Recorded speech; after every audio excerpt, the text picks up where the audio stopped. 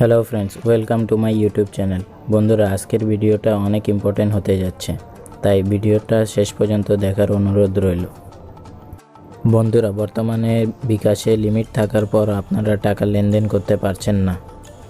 তার কারণ হচ্ছে বিকাশ তথ্য হালনাগাদ। বন্ধুরা, তথ্য হালনাগাদ কেমনে করবেন তা আজকে আমি এই ভিডিওতে দেখাবো। বন্ধুরা, সবার আগে আপনারা বিকাশ অ্যাপে প্রবেশ করবেন।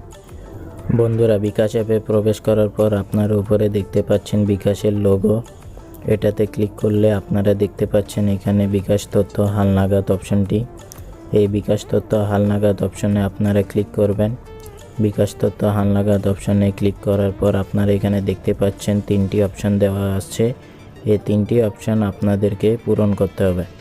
বন্ধুরা, প্রথমটা দেখতে পাচ্ছেন আপনারা ভোটার আইডি কার্ডের ছবি তুলতে বলছে, অর্থাৎ আপনাদেরকে এখানে আপনাদের বর্তমান ভোটার আইডি কার্ডের সামনে এবং পিছনের পিঠটা ছবি তুলে তাদেরকে পাঠাইতে হবে।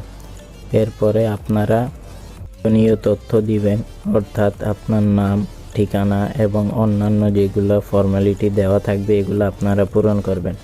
এবং নাম্বার 3তে আসে নিজের চেহারার ছবি তুলুন।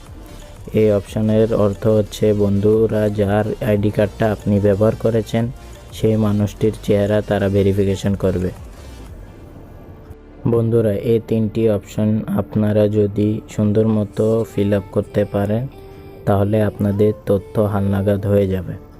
আরেকটি কথা বলে রাখি বন্ধুরা, যাদের কাছে নর্মাল মোবাইল আছে তারা নিকটস্থ বিকাশ দোকানে যাবেন, তারা আপনাদের সমস্যার সমাধান দিয়ে দিবে। তো বন্ধুরা, আজকে আপনাদেরকে আমার ভিডিওটি কেমন লেগেছে?